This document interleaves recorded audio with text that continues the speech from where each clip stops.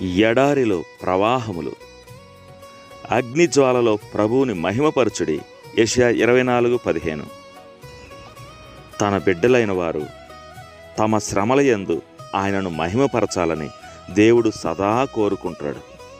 అగ్ని హాని చేస్తుంది కనుక వారు అగ్నిలో పడుటకు ఆయన ఇష్టపడడు. అయినా ఆయన తన అపరిమితానురాగము చేత మనం అగ్నిలో ప్రవేశింప ఇష్టపడ్డాడు.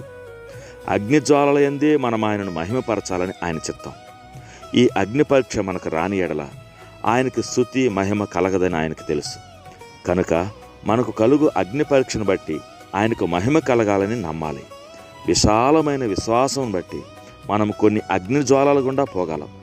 కొద్ది విశ్వాసం వలన ఆ పరీక్షలో గెలుపు పొందలేం. అగ్ని కొలిమిలోనే మనం జయం పొందాలి.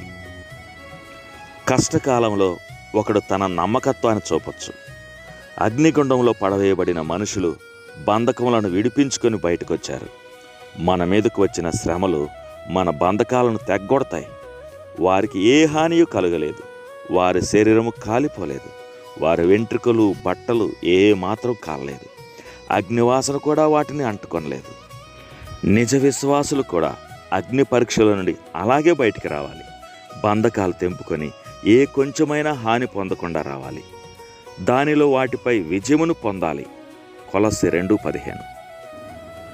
వ్యాధిలోనే దానిపై జయము, మరణంలోనే మరణంపై జయము, ప్రతికూల పరిస్థితిలోనే వాటిపై జయము. ఇది నిజమైన విజయం. పోరాటములో జయమిచ్చే దైవశక్తి ఉంది. పైలోకంకెక్కిన పిమ్మట మనం ఎంత దిగువలో జీవించి ఉండేమో చూడగలం. యేసు తన అణకువలోనే విజయం పొందాడు. మన విజయము వినయమునందే కనబడాలి. ఈ యాత్రికుడు శరీరరీతిగా నలిగిపోయిన తన సహనమను సువాసనను వెదజలుచూనే ప్రయాణం చేస్తాడు. ప్రభుని కృపలో మనకిలాంటి శక్తి కలదని రుజువగుచున్నది.